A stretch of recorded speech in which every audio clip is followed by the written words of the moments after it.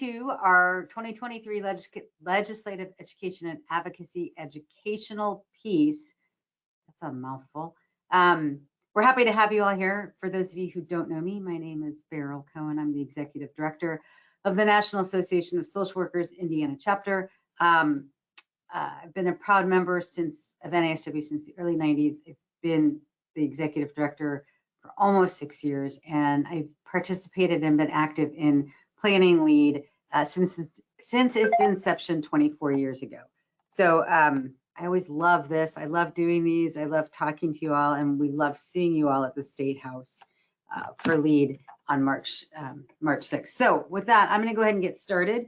There are some places in here where you can ask questions. If you have questions, you can type them in the questions box or in the chat box. If there's time at the end, I'm happy to try and answer some questions by unmuting you all, but we'll have to see where we are with time. So with that, we will get started. And hopefully everybody can see my screen. So today I'm just going to talk just a little bit about who we are at NASW and NASW Indiana. We'll talk some about why social workers advocate, the legislative process, different types of advocacy, how you can use your direct practice skills to advocate, some concerns and fears. And then at the end, we'll just take a couple minutes to talk about a couple of bills. We will be sending out more information about bills through your faculty as we get closer to lead, as well as posting that information up on our website. So that's how you can find out about legislation for this year. NASW, we are the largest membership organization of professional social workers in the world. We are one of 55 chapters. Every chapter has slightly different services or committees that they run. Here's a list of all of our committees. We are the committee. Anybody who is a member is welcome to join any of the committees. So if you are a member, you're welcome to email us using the same email that almost everything has been going out of, which is our info.naswin@socialworkers.org email address, and we can do that. If you're a student, you are welcome to join. Students are eligible to be members. So our primary functions at NASW really focus around professional development, establishing and maintaining professional standards of practice, working on social policy and social justice issues, as well as providing services to make sure that our members are providing good services and we are enhancing our professional status as the profession of social work. We also sponsor conferences and CEH events, and we do all kinds of other things too. Being a member of NASW, it can benefit you in so many ways. These are all the things that you can have access to. So ethics and legal guidance, we have practice resources. Some are available to anybody. Others are member only access. But the biggest part of, I think, NASW, at least for me in my professional career, has been that professional network of being able to meet people, talk to people, see what's going on in other places of the state as well as across the country, as well as the advocacy efforts that we do. And so if you're not a member, I hope you will consider joining us. So for LEAD, this is our 24th year of holding a Legislative Education and Advocacy Day event. We've done it in different ways over the years. With COVID, we of course were virtual for a couple of years. Last year and this year, we will be in person again, and we are so excited. I have to say it's one of my favorite days at the State House. Always has been, always will be.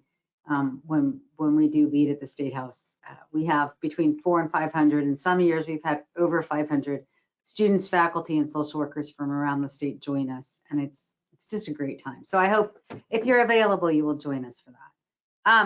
So the question that always gets asked, right, is why do we advocate as social workers? What's the point? Like, I work with a client, I don't really care about the advocacy piece. But the reality is you do advocacy every day in everything that you do as a social worker, whether it's direct service with a client and finding them resources, or talking to your peers or your elected officials. So there's all kinds of ways that we advocate and reasons why we should advocate. We advocate to represent those that we serve, so our clients and the communities that we work in and live in. It's part of our code of ethics. We are professional experts on a number of areas, which we should be using that expertise to help educate policymakers about what they're doing, what they're looking at, the potential impact of those things. We can be a great empowerment role model for our clients about how to help them and helping them, and then how they can help themselves in advocating, as well as with our peers. And it's a great way to empower yourself as you look at things. Sometimes it can feel very daunting to not know what to do, or to feel like there's not an option. But coming up with something in advocacy is a way to take that idea that you have and put it into action. Social work is the only helping profession where we actually require social justice advocacy as part of our professional code of ethics. I'm not saying that you all have to be like, down at the State House knocking on doors, talking to legislators, but it is part of our code of ethics. And that advocacy could look different, and it could be on something that's important to you, and maybe be peripherally related to social work. In our code of ethics, we have a set of core values and broad ethical principles, one of which is social justice, which I think is really relevant, of course, when we're talking about advocacy, as well as the dignity and worth of the person. I mean, a lot of times there are decisions that get made at the General Assembly, as well as in Congress and DC, that are looking at a bottom line, or making assumptions that really don't provide and respect that dignity and worth of everybody. And so they're very important pieces within the code of ethics. Specific areas in the code that refer to advocacy, social justice, those kinds of things. So 6.01, which asks or tells us that we should be promoting the general welfare of society and the development of people, their communities, and their environments. So we should be advocating for living conditions that allow people to fulfill their basic human needs and promote social, economic, political, and cultural values and institutions that are compatible with the realization of social justice. It's not something we're going to achieve overnight, but it is a goal that we work towards.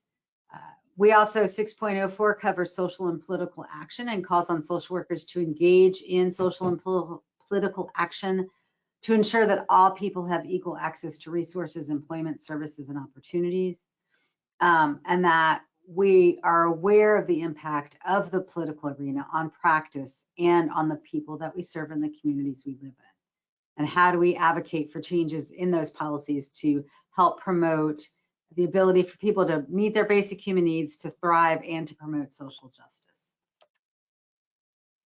6.04 goes on and it talks about acting to expand choice and opportunity for all people, and promoting conditions that encourage respect for social and cultural and social diversity within the U.S. and globally, and that we act to prevent and eliminate domination of, exploitation of, and discrimination against any person, group, or class on the basis of race, ethnicity, national origin, color, sex, sexual orientation, gender identity or expression, age, marital status, political belief, religion, immigration status, or mental or physical ability. And again,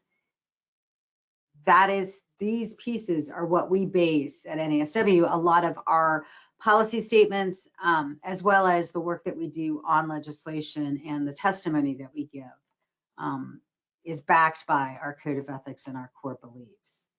So I don't see any questions. So if you have questions, please type them in the chat box, or in the questions box or in the chat box, and I'll answer them as we go through. And I'm just going to keep moving so that we can get through everything that we need in a timely manner, hopefully.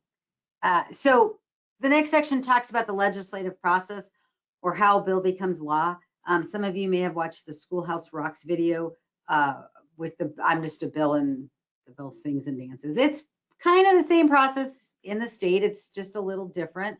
So our General Assembly runs, our elections are every 2 years. And so they are in a 2-year cycle. This would be year 1 of the 2 years. So this is a long session. It will run through the end of April. And it includes the budget. And so there's a lot of work that happens around the budget and the budget process for the next 2 state fiscal years, which would start July 1 of 2023. in even years. So next year would be a short session and it would only run through about mid-March, and they don't do quite as much, and they're not allowed, or they're not supposed to be doing a lot around funding. No matter what session it is, a bill starts out as an idea. It's always somebody's idea. Sometimes it's one person's idea. Sometimes it's a group's idea. Just kind of depends on the topic. And once it's drafted by legislative services, it has to make it through both sides of a process, both sides, both the House and the Senate, in order to become law.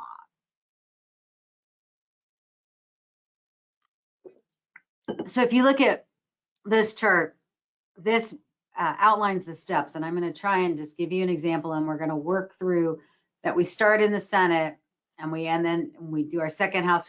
The second chamber would be the House. And if you don't follow all of this, don't worry, it's a little complicated. But again, you can grab the handout and you'll be able to read through it, and the steps are outlined in the next couple of slides after this. But say you come up with a great idea of something, you know, so that every fourth Friday of the month there should be no school, and that's what you want to propose.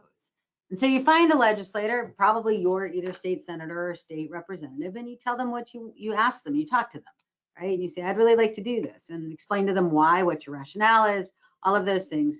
They buy your idea, they like your idea. So your senator says, yeah, that's great. And they send it to legislative services, who does the drafting for bills. Once it's drafted, it then would go to the floor of the Senate and go through a first reading, which is only somebody reads like the first sentence of the bill, the president pro tem of the Senate slams down the gavel, and the bill gets assigned to a committee. That is where a lot of bills will die every year. That is as far as a lot of bills will go, is they'll get their first reading, they'll be assigned to a committee, they will never get a hearing. Sometimes they don't get a hearing because the bill, there's 2 or 3 bills on the same topic. Sometimes it's because it's really not that important. Sometimes it's because it's been, right now in Indiana, the Republicans have a supermajority in both the House and the Senate. So sometimes if it's sponsored by or been authored by a Democrat and there are no Republicans on the bill, they will not give it the time to hear. Not all the time, but sometimes party politics play into that. So it gets your first reading, it's assigned to a committee, and your committee chair decides that they're going to go ahead and hear the committee or hear the bill. So they have a committee meeting. Your bill is probably going to be one of 3, 4, or more on that day that are assigned to that committee that are going to be heard.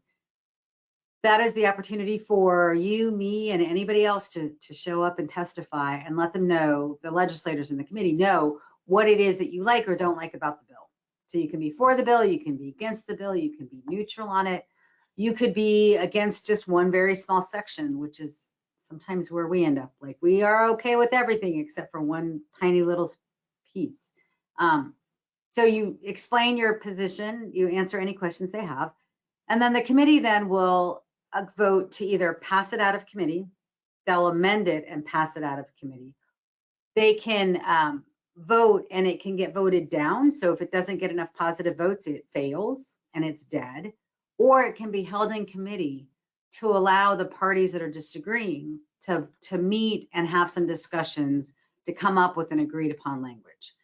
And that happens a lot. And it's not a behind closed doors necessarily conversation, but the people who got up and voiced for and against, if nobody can come to a consensus, will be asked to meet together and talk about, usually with the author of the bill, about what it is that we could all agree on. And it's not a bad process, because sometimes that's what we need to be doing. So your bill makes it out of that committee hearing, and then it will go to the full floor of the Senate, where all 50 senators would have the opportunity to hear the bill, read the bill. There would be discussion, there could be amendments. The bill can pass on second reading. It can be amended and passed. It can be sent back to the committee for more work, or it could die and never get past second reading. If it gets past second reading, then it goes to third reading, where again, all 50 members of the Senate have an opportunity to again amend, and they can either pass it or defeat it. So on second readings, a bill can die if it runs out of time. If there's not enough time for the hearing, or if the calendar, if you don't get the second reading done in time for the calendar dates, and every year it's different. Third reading, it can either pass or get defeated. So your bill's made it through this whole section, and now it's going to go over to the House, and it starts all over again, where it has a first reading, and it's assigned to a committee. The committee then acts on the bill. And again, he does a hearing, can vote, either can amend it, can pass it, can vote it down. And again, you could have the same people testifying, you could have different people testifying. It passes your committee, and then it goes to second reading, where it gets a chance for all 100 members of the House to then read it, amend it, vote on it, talk about it. And again, it can pass second reading, it can be amended and passed, or it can get returned to the committee. And then it would go to third reading. And again, it can pass, get defeated, be amended, or get sent back to the committee. By the time a bill gets to third reading, it's pretty well set. It's much harder to do an amendment on third readings than in second readings. But your bill has made it. It's made it through first readings. It's made it through the first Senate, or the first House through the Senate. It's made it all the way through the House. There was an amendment in committee, so now what you have coming out of the Senate or the House does not match what came out of the Senate. So the author in the Senate can say, hey, I'm okay with that change, and the bill can then, it would then basically go back through, and it would go to the governor. The person from the Senate who authored the bill could also say, no, I don't like that change. And the bill would go to a Senate House Conference Committee, where you would have members from the Senate and members from the House sit down and negotiate what that bill should look like at the end. They can come up to agreement, and all 4 members of the conference committee sign off on that report. That report goes back to both the Senate and the House. They both then vote on that report. And if they all approve it, then again, your bill would go to the governor's office. When you think about it, and again, so this, I'm not gonna read all of these slides to you. I just put them in so that if you were looking at this later, you can understand it a little better, hopefully. But again, so the committee hearing is just the members of the committee. The second and third readings are full House and Senate. So all 50 members of the Senate, all 100 members of the House. And then if it goes through both sides and it goes through both chambers and it's passed every step and it's not been changed, then it would just go directly to the governor's office, and the governor can then sign the bill or veto the bill. If he doesn't sign or veto a bill within 7 days, it becomes law without signature on the 8th day. The governor does veto some bills, not a lot, but he does veto bills. The challenge with a veto is that the governor's veto can be overridden by a simple constitutional majority of both houses. And there's a supermajority of Republicans in both the House and the Senate. And so if they are determined that whatever they pass needs to happen, even if the governor has vetoed it, they can override his veto. Most bills will become effective on July 1st of the year they're enacted, unless there's a different effective date that's specified. So sometimes a bill will be passed that will take a couple years for that agency or to be implemented. So that could get an effective date of July 1, 2025. There are other things that happen that are emergencies. So in 2020, or not in 2020, I'm sorry, 2021, there were some changes that needed to be made to telehealth and a few other pieces of the code because of COVID and the telehealth and all of the other changes. And so those bills went through the State House. They went through the same process. Everybody had an opportunity to vote and to discuss and all of those things. But when they were signed by the governor, they were effective as of that date of signature and or potentially were backdated because it was really important to make sure those things happened. So you need to make sure you look at what the effective date is on a bill. And generally it is in the synopsis or the summary of the bill on the very first page of the bill. it will say the effective date on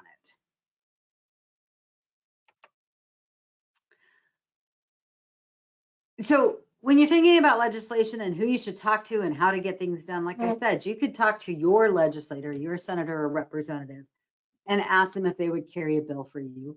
Or you could find somebody who really champions your issue a lot and is very interested in your issue, who may not represent you and be your, representative or senator, but would still be interested in your bill. So trying to find out who might be interested in having those conversations. If you know that a bill is being heard and you have some questions about it, it's really important to do your best to talk to the author, the committee chair, and anybody else that you may know in the committee and let them know what your concerns are. It's just polite and common courtesy so that you don't show up at a hearing and be like, well, this is a horrible thing. If they didn't see your side of it, then that kind of blindsides them. So you try to be respectful and let them know that you have a concern.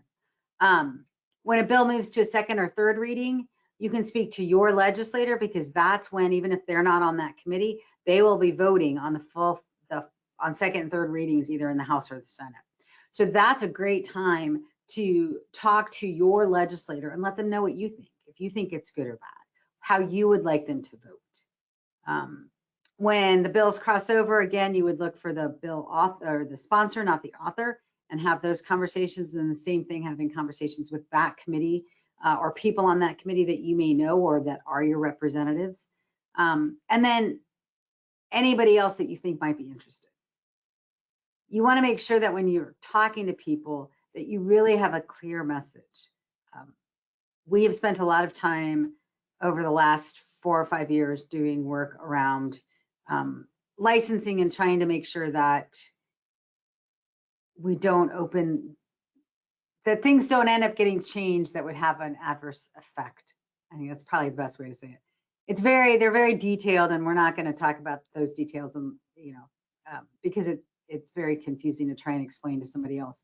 But trying to share some of those personal stories, trying to figure out a clear message, and then finding personal stories that can help relay that message can help your legislator, your bill author, your committee folks understand what it is that you're talking about, what your concerns are.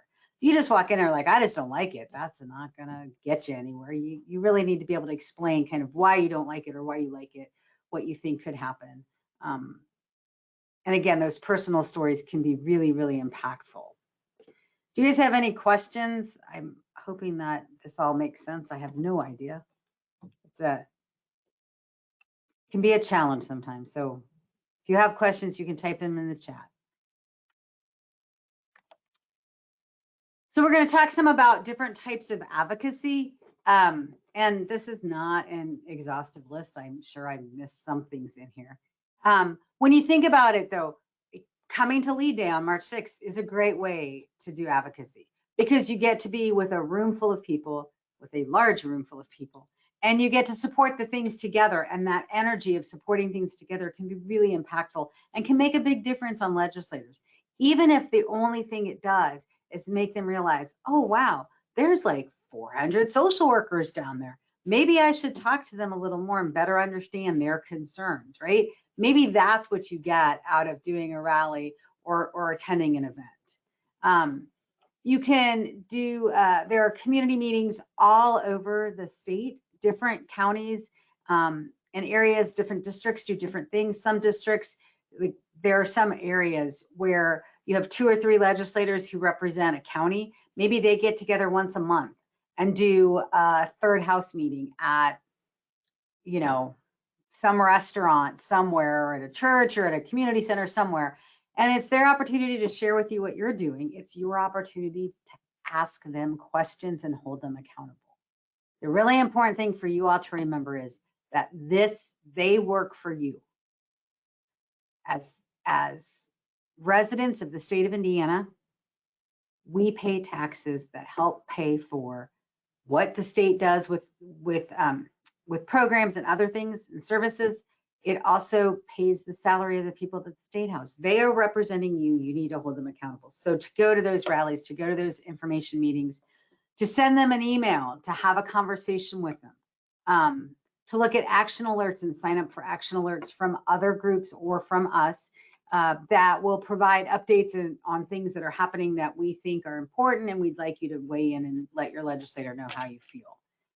Providing education to your legislators and other stakeholders. So it could be your state senator and your mayor. It doesn't have to always just be the legislators, but thinking about who in your county has authority to run these things or can impact these things, and who do you need to talk to? And maybe together you could go talk to your legislator. You can directly lobby anybody as citizens. You can go talk to anybody you'd like about anything. If you're doing it for your organization, please make sure you follow their rules, because everybody has the rules and there are laws around lobbying. But as a citizen, you can do whatever you'd like. You can organize other folks to provide testimony. You can also put together a packet of information. One of the most important things you guys can do, and I say this all the time, but really, truly, the most important thing you all can do is make sure that you are registered to vote, that you know who your elected officials are, that you work on building a relationship with them, and that you talk to your clients, your peers, and your colleagues, and make sure that they are registered to vote. It is so easy to register to vote anymore. All you need to do is go to the Secretary of State's website, you fill out a form, and you are registered. And then once you're registered, you need to make sure you go vote. You vote for who you think is the best person, who's going to best represent you. We may not always agree on who that is, but if it's who you think is the best person, then that's who you need to vote for. But if you don't vote, then you're giving it away, and you're basically voting for that person who maybe you didn't like. And so thinking about those pieces and making sure, again, that you register to vote and that other people are registered and that you help them understand how to vote. Other advocacy activities, you could, again, write or introduce a bill. You could talk to a legislator about your concern.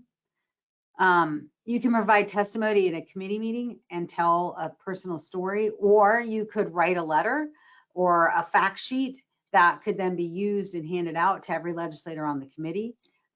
You can speak to other folks who might be working on an issue. We do a lot of work, of course, on licensing and a few other pieces around social work as a profession. But we also do a lot of work with partners on a variety of issues. Last spring, there was a bill that did pass, although it was vetoed and the veto was overridden, that would ban transgender girls from participating in girls' sports. We didn't take the lead on that, but we were there, and I testified in the committee and just tried to share with them that as social workers, we really believe that everybody has, the right to social justice and to be recognized, and for diversity and all of those other parts of the code of ethics, and asking them to make sure that we as the state of Indiana uphold that and abide by that for everybody in the state, and don't try to peel somebody off. That is a place where we did not take the lead. We did not send the main message. We sent a social work message that has the same weight, is just slightly different, and asked our members to do those same things. So it is partnerships and working together and working with other folks is really important. And I know this may sound really intimidating because it's a lot of stuff, but it's really not hard. All it takes is one letter, one phone call, or just making sure you're registered to vote and go finding out who your legislator is. And then you can see their picture, and maybe you'll run into them at the grocery store or at the bank, and you can talk to them and say, hi, my name is, and I'm one of your constituents. They like meeting constituents. They really do, I promise. The other thing, and I've mentioned this a couple of times, but I just want to run through. So there is advocacy that happens all over. There's advocacy within your agency, within your local community, right? So your mayor, your county council, your school board. There's also state, which could be the State Department of Ed, Family and Social Services Administration, the governor's office, right? All of those things. And federal. So we also have a federal delegation that's in DC. So like Medicaid, Medicare, the big pieces of Medicaid, Medicare are all out of DC, and our two senators in our congressional delegation are the ones who represent us on those issues. So what does Indiana do with its piece of Medicaid? is determined within the state, and that would be your state reps. So thinking about who you need to talk to, you have to also think about what the topic is. Because if you call the wrong office, they can't help you, but they'll probably tell you who you should call, hopefully. There are lots of people who talk about fears, and I think the easiest thing I can say to all of you is that there are lots of times when I have to go testify at the State House, and it still becomes very anxiety provoking. Public speaking can be very anxiety provoking. It is what it is. So thinking about what do you know, what do you want to say, and then taking a deep breath and doing it. You don't have to know every single step. You just need to know the general process of the General Assembly and Legislature, right? If you go talk to your legislator and tell them that you're interested in something and it's not the right time of year. So like if you went and asked them today to go introduce a bill, they can't because it's not the right timing, but they could do it for 24, right? You don't have to know every single detail of that's in a bill. You just need to know the part that you're talking about. So you don't have to know everything. You don't have to have all of the answers. In fact, most days we don't have all of the answers. And last week I was in a committee where I was asked about workforce shortages in social work, specifically social work. And I know there's a shortage, but there's a national shortage of mental health professionals across the country, not just in Indiana. And I didn't have that exact number, and that's what I said. You know, I was like, I'd be happy to find it, or they could talk to some employers, but I could not provide that information. So again, not knowing doesn't mean that you can't do it. You just have to think about how to answer the question and make sure that you don't lie. As social workers, we don't, but don't put yourself into a corner where you start saying something that you're not sure about, because you need to make sure that you really know what you're saying. And again, if you don't, then you just say, I don't know. There are times when we all say things that are wrong or get taken out of context, and you just do the best you can and try and take a deep breath and remember what your goal was and go back to that goal. I think the other thing I hear a lot is, I got lost at the State House. I hate being in that building. I don't know that anybody else who goes to the State House would confess, but I will confess and say that I occasionally get lost, not really lost in the State House. I'll get turned around and forget what room I'm supposed to be going to and where it is. Just ask somebody or look for a sign. There are signs on the walls. And the most important thing to remember at the State House is that the basement, where you come in off of Capitol, is the second floor. And so if you just remember that there is no basement, the ground level is first floor, that main level is second floor where the governor's office is, and then they go up from there. But everybody makes mistakes. So just ask, somebody will help you, I promise. The most important thing I want you all to remember is that, number one, this is part of who you are as a social worker, or you're going to be when you become a social worker and you get your degrees. And the things that you're learning right now in your degrees and that you've learned in school and that you're using with your clients are all things that you can use when you're working with legislators and meeting them. I am not saying that you need to do therapy with your legislators, so please, nobody say that. This is not about going and doing therapy with legislators. But just like you would build a relationship with a client, you will build a relationship with a legislator. You want to listen actively so that you can understand where they're coming from, just like you would with a client. We may not always agree with what our clients or what their goals are, but we meet them where they are, right? And so, you know, years ago when I talked to somebody, a number of people, about doing some things with taxes, you know, they were in the position that everything I was saying was a lie, and I just kept coming back to them with different data to show them that what we were saying was actually accurate, and these were some options.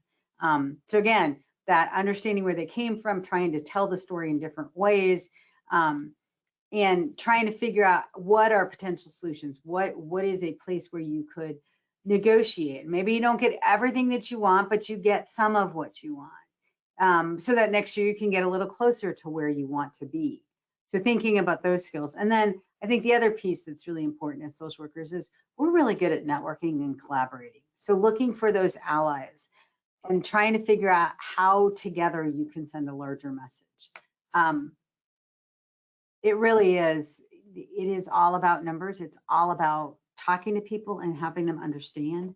And for every one of you who might be thinking, yeah, I just want to do direct service. I don't really want to, I don't want to get into all this stuff.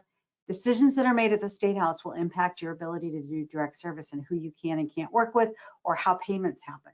And so it is really important to understand the process and to be involved, or at least to be aware, so that when something happens that you can help with it, you can be part of that solution.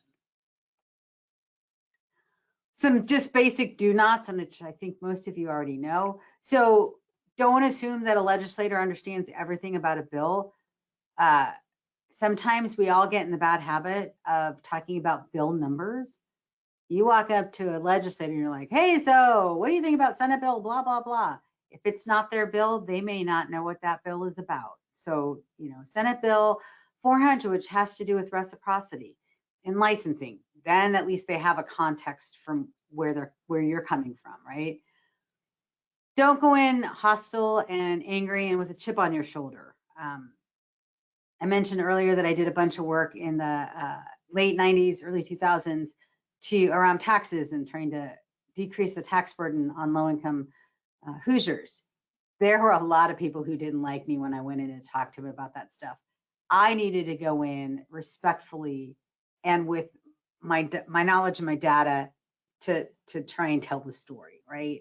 I couldn't go in all hostile about it because they don't care. It's just going to turn them off and they're going to stop listening to you.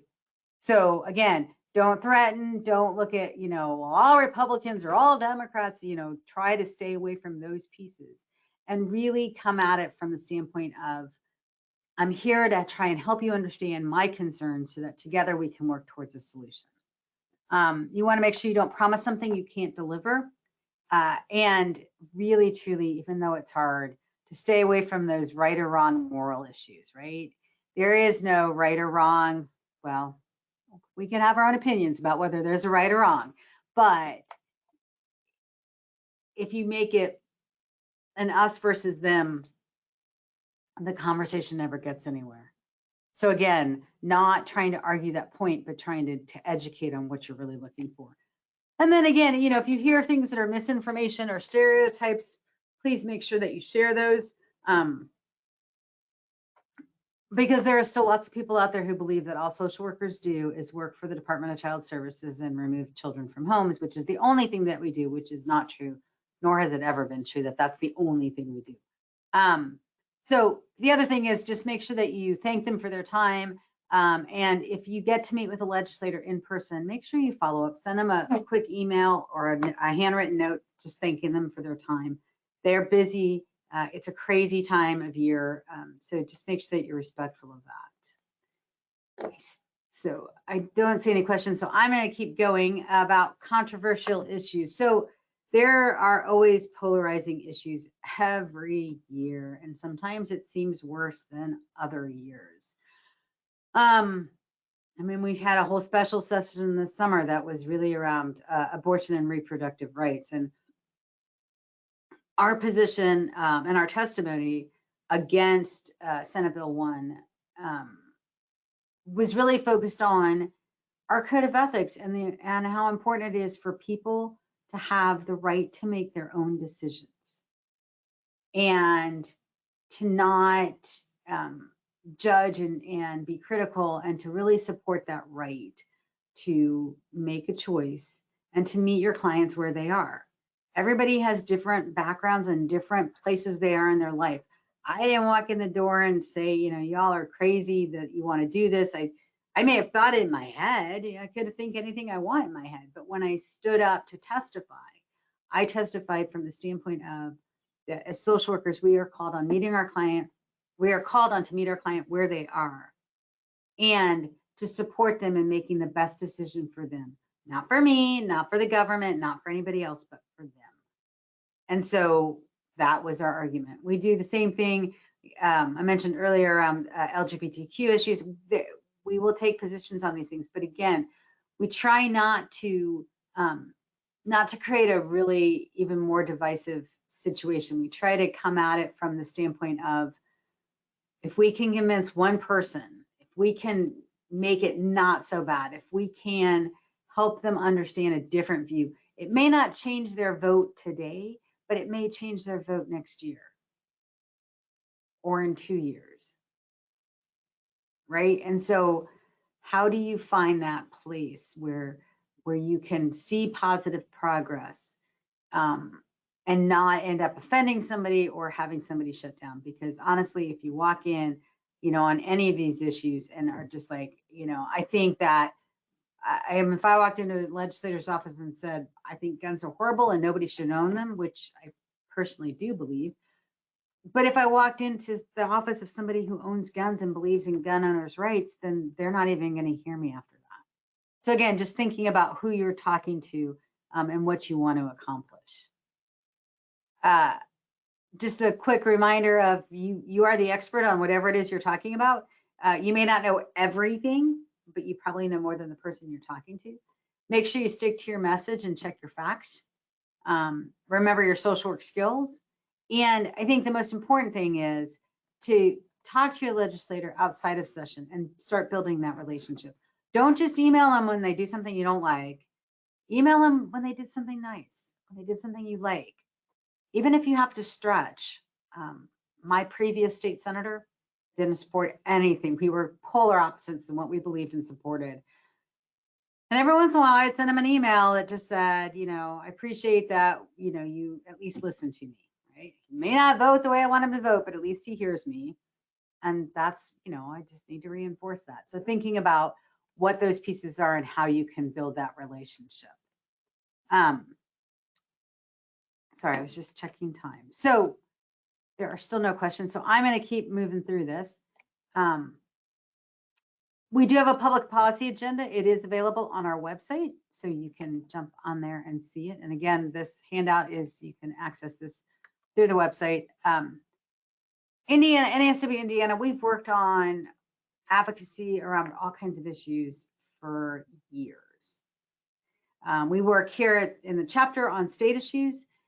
We also do chime in on federal issues that are more closely monitored and worked by people at the national office in DC. So they actually work directly on Capitol Hill, but we in every chapter will have contacts with our congressional members, our senators, to talk to them about different bills and thank them for supporting things or asking them to support things. And so it's really important. It's a really important piece, because the profession wouldn't be where it is if it wasn't for all the work that we've all done. And that includes you and people who've come before you who have done work to lift the voice of social work and the work that we do in communities. As far as our public policy agenda, it's very broad and just kind of has some broad statements in it, because we never know what's going to get filed from year to year, other than stuff that we might file or that allies might be filing. So making sure that we're working on behalf of our social workers and clients to provide proactive solutions for human service issues, that we support policies that strengthen children, families, and individuals while building communities, that we advocate for accessible, high quality, affordable healthcare, mental health services, addictions treatments, and other related services, that we really work to uplift the concept and the ideas around racial, cultural, and ethnic diversity, while trying to end discrimination and disproportionality, which can be really hard in Indiana, just to be completely honest. I mean, there is a bill that was supposed to have a hearing earlier this week that would have, it was Senate Bill 386, Dignity and Non-Discrimination in Education, which actually was going to ban discussions around concepts around age, sex, gender identity, sexual orientation, race, creed, color, all of these things. So the bill didn't get a hearing and probably won't get a hearing now, but those are the things that we're trying to work against to make sure that we have access to everything that we need. We also do a lot of work on administrative rules and policies. Once a bill gets passed and becomes law, there's a process then of rules that has to happen in order to actually do what it is the law says you're supposed to do. Some bills this year, so this is a list of bills that have passed the first chamber. And so will be alive when you all come to lead on March 6th, and are bills that if you want to follow them through the rest of the process, you can. So House Bill 1290 is the earned income tax credit. It actually takes a bill that I helped pass in the late 90s, early 2000s, and actually sets our earned income tax credit to be a portion of the federal credit, so that it actually makes it a better credit for Hoosiers, especially Hoosiers with children.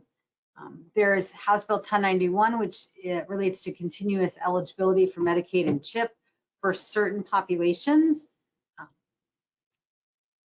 House Bill 1372 has some changes for the Medicaid services around credentialing for billing and other purposes.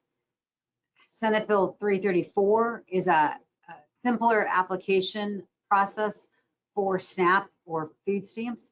And so 334 actually applies to specific populations, including the elderly. And it's just going to make it easier for them to actually get food stamps and stay on the program. And then we're making some changes. Senate Bill 265 makes some changes on TANF eligibility, and will actually increase some of the payments that families can receive if they are one of the lucky families that are able to receive TANF in the state. So those are some bills that are moving. There are others. I just tried to pull a handful out so I could share them with you all. There are a number of other ones that aren't so nice. These are those. Yeah, I think I said that grammatically correct. So 1407 is a parental rights bill. It actually passed second reading in the House. If you're interested, you can always go and listen to the committee hearings, as well as the second and third reading discussions on the House or the Senate floor. Through the website, through the General Assembly website, you can actually watch the recorded sessions. And so if you're interested, you can always go back and listen to any of these bills. But the parental rights bill is actually focused on the Department of Child Services, and has to do specifically with not allowing DCS to remove a child if the parent isn't supporting the child's desire to go by a different name or identify as a different gender. It's based on, I think, 1 or 2 cases in the state, and 1 or 2 cases in other states. So it will likely continue on through the process. House Bill 1608 is sexual orientation and gender identity instruction. It's similar to the bill that passed in Texas. There is a hearing this Monday morning at 8 a.m. at the State House, and the ACLU and a bunch of other folks are going to have a rally at the State House on Monday against this bill. It actually limits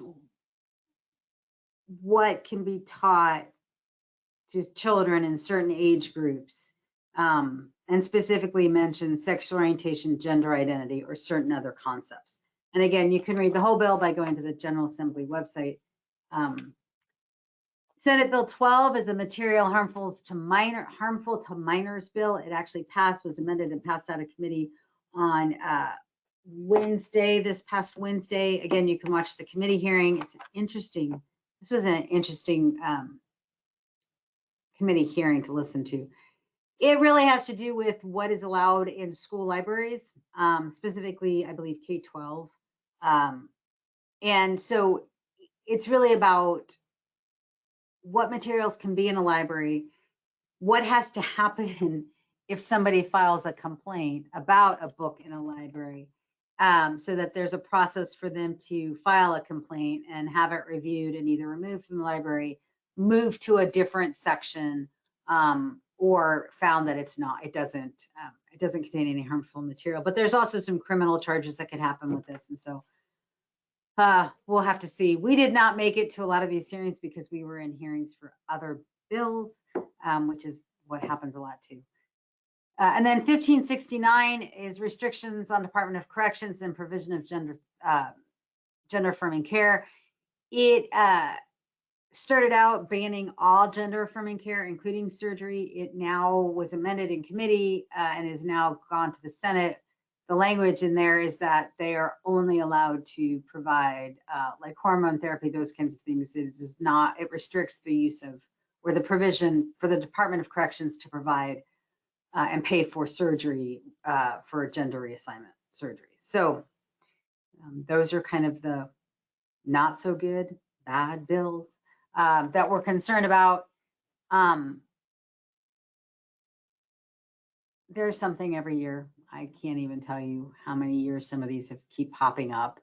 The bill that was supposed to be heard on, I think Wednesday this past week, the education bill that got pulled, was very close to an education bill that got a hearing last year, and there was lots of testimony against it. So the ideas just keep coming back, good or bad, they just keep coming back sometimes. So if you're looking for information, the easiest place to go is the Indiana General Assembly website, and you can just actually do a search for the Indiana General Assembly, and it should come up.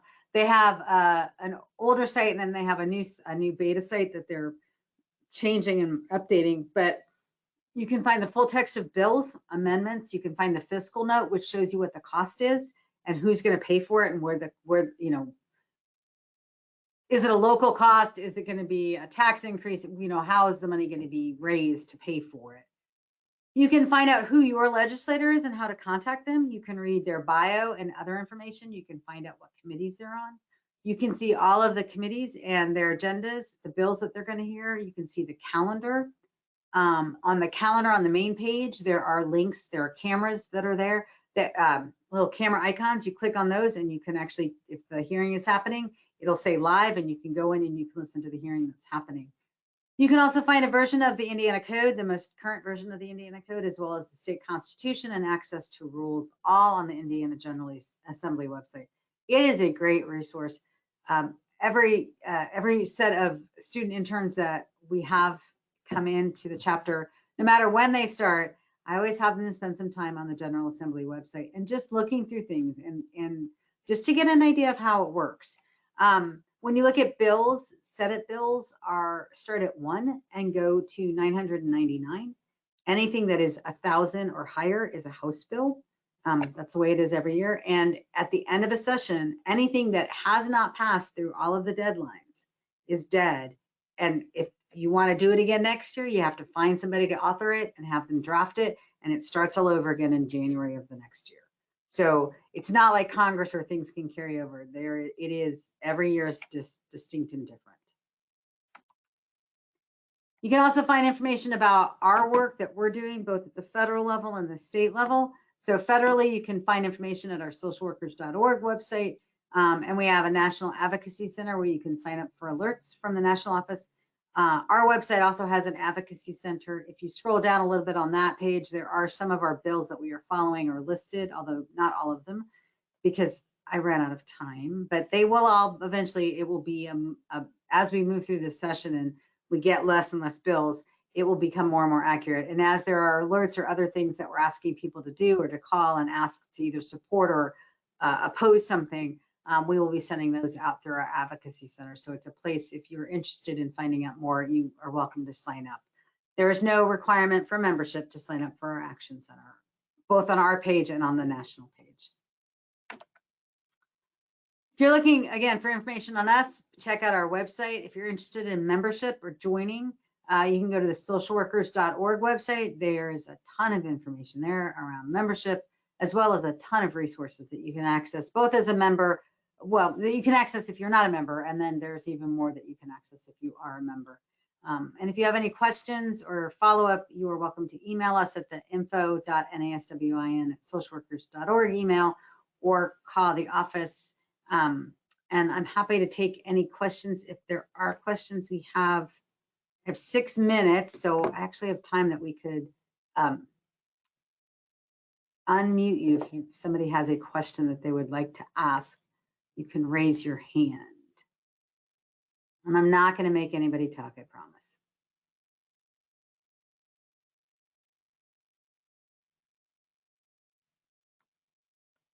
No questions? Wow. Oh, yes. Hold on. Jill, my system's acting funky. Is that a hand up? Or did I lose it? Let me look. No, it was up and then it was gone. I think I may have. So if you had your hand up and I accidentally shut you down, I am sorry about that. I don't always do really well. Oh, Nikki. All right, Nikki, I'll unmute you and then you can ask. Whoops, maybe. Oh, there you go. You should be able to unmute yourself if you want to ask a question. If you don't, that's fine too.